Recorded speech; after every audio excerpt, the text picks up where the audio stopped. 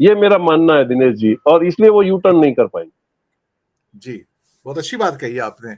और इससे पहले मैं धर्मेंद्र जी आपके पास आऊं, फिर प्रकाश जी के पास आऊंगा, मैं अपील करूंगा अपने सभी दर्शकों से कि आप हमारी छोटी छोटी आर्थिक सहायता कर सकते हैं। नीचे डॉलर का साइन दिया हुआ है जहां पर आप कमेंट लिखते हैं, सुपर स्टिकर कहते हैं, उसके द्वारा आप छोटी छोटी आर्थिक सहायता कर सकते हैं ताकि हम आप तक अच्छी पत्रकारिता लेकर आए।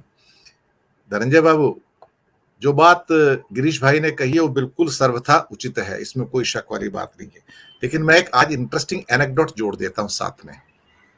मैं अपने एक विदेशी मित्र से बात कर रहा था, कल की बात है, और वो बोले कि आपको मालूम है कि आपकी डेमोक्रेसी और हमारी डेमोक्रेसी में क्या फर्क है? ये अमेरिका से कॉल है सर।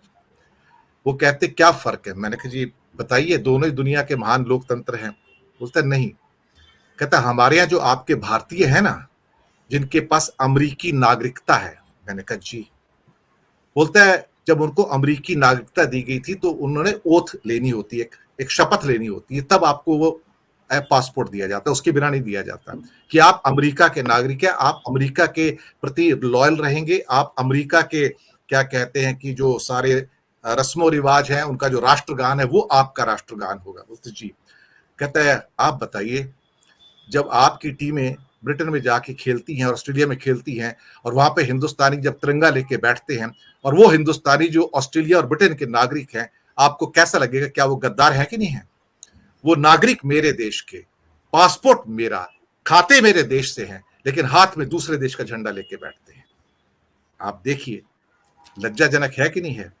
आज हिंदुस्तान में अगर 5,000 ऑस्ट्रेलियन आ जाए मैच देखने के लिए और वो देख रहे हैं और उनके हाथ में ऑस्ट्रेलियन झंडे हों, आपको कैसा लगेगा? उन्हें क्या गद्दार नहीं कहा जाएगा हिंदुस्तान में? क्या आप हिंदुस्तानी हो क्या ऐसा कर रहे हैं, हालांकि वो ऑस्ट्रेलियन नागरिक है वो? धनंजय बाबू, आप इस पूरे दृश्य को कैसे देखते हैं कि दक्षिणपंथी एजेंडा तो बहुत आगे बढ़ चुका है, अब इसमें यू टर्न नहीं है? धनंजय जी देखिए, जो संघी हिंदू होते हैं वो कभी गद्दार नहीं हो सकते। संघी हिंदू वही हुए हैं जो ईश्वर की श्रेष्ठ रचना है, उनके जितना किसी के पास ज्ञान नहीं है, और वो जो करते हैं सो अच्छा करते हैं। ये संघ की खास विशेषता है, और संघ जो है ज्ञानियों की खान है। प्रभु ने जितनी ज्ञानियों की रचना की है वो सारे ज्ञानी यहीं आ गए, संघ में जमा हो गए। अब इसके बाद ज्ञान यहाँ खत्म कर दिया गया। भगवान ने कहा कि ज्ञान यहीं तक रखो, इसके बाद ज्ञान रखो ही मत। तो मोदी जी की जो आप बात कर रहे हैं, वो जो जिन हिंदुस्तानियों की बात कही कि अमेरिका में ओथ ले रहे हैं, तो देखिए ना, अमेरिका में मोदी मोदी कर रहे हैं, वही हिंदू, वही जो, क्या वो हिंदुस्तान आने को तैयार है? उनसे अगर अमेरिका नहीं, वही अगर अमेरिकी प्रशासन कहे कि आप हमारे नागरिक हैं, हमारी खाते हैं, लेकिन झंडा आपके हाथ में अमेरिका का नहीं है, हिंदुस्तान का है, आप बाइडेन की जय नहीं बोल रहे हैं, आप मोदी की जय बोल रहे हैं, आपत्ति कर सकते हैं ना? सर, अमेरिका तो छोटा देश नहीं है उस मामले में। कम से कम ये है कि वो नागरिक स्वतंत्रता को समझता है कि नागरिक स्वतंत्रता क्या है। मेरा वही प्रश्न था, तो महान लोकतंत्र कौन हुआ जो उनको बर्दाश्त कर रहे हैं, और हम तो बर्दाश्त भी नहीं करते हैं।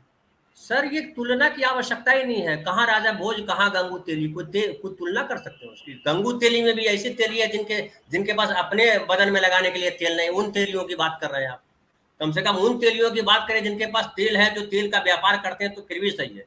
ये तो वो तेली है जिनके पास अपने बदन में लगाने के लिए तेल नहीं है इनके पास, वो कहीं से मांग करके या लूट करके लाते हैं, वो तेली की बात कर रहे हैं। तो मैं कह रहा था कि भाई साहब, ये जो हिंदुस्तानी जो वहां गए हुए हैं और झंडा लहरा रहे हैं, उनसे अमेरिका कहे ये काम करो, आप हिंदुस्तान शिफ्ट कर जाओ, तब क्या होगा? बोले आप वही अच्छा देश है, आप निकल लो वहां पे, तब क्या करेंगे आप? मोदी जी उनको लेके आएंगे अपने साथ, मोदी जी रोजगार देंगे वो। फिर आपने एक दिन प्रोग्राम, मैं चाहूंगा एक बार मोदी जी उनको आह्वान करें कि आप सारे अमेरिका छोड़ के भारत आ जाइए। मोदी क्यों आह्वान नहीं करते उनको? अपना देश हम विश्व गुरु बन गए, वापस आ जाए सर। सर, मोदी जी तो चाहते हैं कि हिंदुस्तान की आधी आबादी दुनिया के देशों में फैल जाए, ताकि जो है वो फिर कल कब्जा करने की बात आई तो पूरी दुनिया में आएगा, गर्व से कहो अब हिंदू है। वो तो हिंदुओं का प्रचार प्रसार कर रहे हैं, आप ऐसी बात करते हैं, हिंदुओं को समेटने की बात कर रहे हैं। हमने सुना अमेरिका में भी ब्राह्मण सभा, वैश्य सभा, गुजराती सभा, ये सब होने लगी है। वहां भी गली के नाम रखे जाने लगे हैं। तो जहां जाएंगे जिसके पास जो है वही लुटाएगा ना।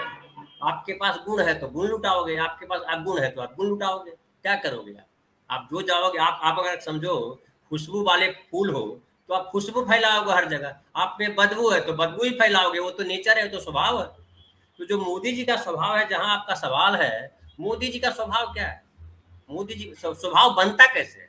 स्वभाव बनता है हमारे हमारे पूर्वजों से बनता है। हमारा डीएनए क्या है? फिर डीएनए की बात कर रहा हूँ। बिहार पे डीएनए के, बिहारियों के डीएनए पे सवाल उठाया था उन्होंने, तो मैं डीएनए पे बात कर रहा हूँ कि आपका डीएनए क्या है।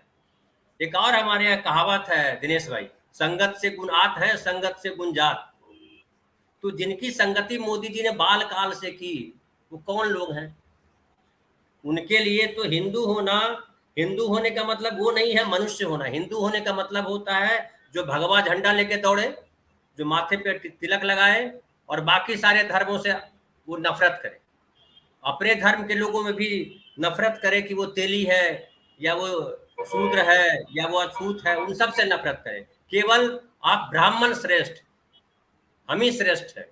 तो श्रेष्ठता भाव जो है सिर्फ ब्राह्मणों में रहे, बाकी सब जो है उनके सेवक बन जाए, ऐसे धर्म के प्रचारक रहे, वो ऐसे समाज के प्रचारक रहे मोदी जी। पूरा जीवन उसी में लगाया है। तो उन्होंने तो वही सीखा है, उसके आगे वो जानते ही नहीं है, क्योंकि पढ़ाई की नहीं। पढ़ते, दुनिया को समझते, जानते तो नया चीज कुछ आता है। ऐसा कहा जाता है कि जो पढ़े लिखे लोग होते हैं उनके विचार बदलते रहते हैं समय समय के अनुसार। जैसे जैसे उम्र उनकी बढ़ती है, जैसे जैसे अनुभव उनके बढ़ते हैं, उनके विचार बदलते हैं। इसलिए गांधी ने कहा था कि मेरा असली विचार जानना चाहो कि मैं आज कहाँ हूँ, तो पिछले विचार छोड़ करके आज के विचार को देखो कि आज मैंने क्या कहा। जो आज कहा है वो सच है। ये कहते हैं नहीं, विचार वही है जो बदलता नहीं है एकदम। प्रकृति भले बदल जाए, विचार नहीं बदल सकता। इसलिए इनके लिए तो बड़ा वो मैं रोक रखा था कि चंद्र टरे सूरज टरे, टरे जगत व्यवहार, पै दृढ़ श्री हरिश्चंद्र के, टरे न सत्य विचार। तो ये सत्य हरिश्चंद्र के परंपरा के लोग हैं। आप सत्य हरिश्चंद्र जी की परंपरा के लोगों से आप कहते हैं विचार बदल लो। दुनिया बदल रही है, दुनिया का स्वभाव बदल रहा है, प्रकृति परिवर्तनशील है, इनसे आप बदलने कहते हैं। लेकिन विचार का मतलब फिर आप देखेंगे विचार किसको कहते हैं। तो आप दुनिया में माना जाता है विचार वो है जो मनुष्यता है, जो एक मनुष्य दूसरे मनुष्य के प्रति सम्मान का भाव रखे, उनको भी जीने का अधिकार दे, उनको भी समान समझे, इसको विचार कहा जाता है। ये जिस विचार से पल के आए हैं, उस विचार में दूसरे को जीने देने का अधिकार नहीं है। वो अधिकार है कि केवल मैं जीऊंगा, श्रेष्ठ हूं तो मैं हूं, जीऊंगा तो मैं जीऊंगा, सबसे पहले भोगूंगा तो मैं भोगूंगा। हमारे गांव में चलिए, सबसे पहले ब्राह्मण जीमते हैं। वो भले ब्राह्मण 5वीं क्लास पास ना हो, लेकिन चूंकि ब्राह्मण में जन्म लिया है, डीएनए उनका श्रेष्ठ वाला है, तो पहले वही प्रसाद ग्रहण करेंगे, उसके बाद भक्तों में बांटेंगे। ये परंपरा को हम निभा रहे हैं आजादी के 75 साल बाद भी। आजादी के बाद जो है संविधान लागू हुआ और संविधान ने कहा कि भारत का धर्म जो है वो संविधान है, हम धर्मनिरपेक्ष राष्ट्र हैं। लेकिन क्या 75 सालों में हम संविधान को 4 पेज भी संविधान का पढ़ पाए हैं?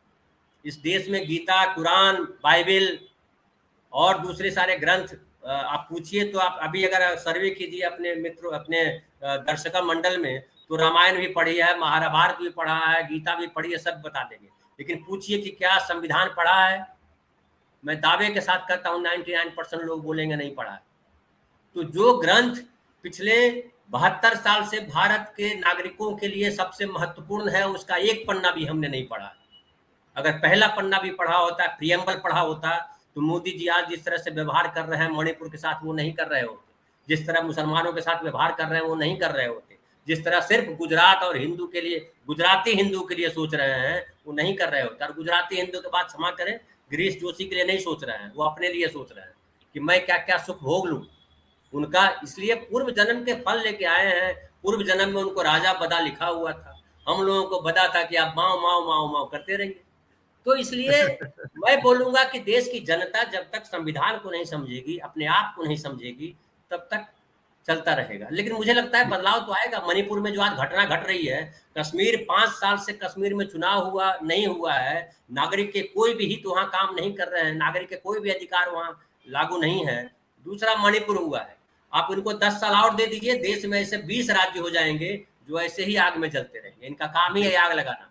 जी जी प्रकाश जी, आपके पास आता हूं।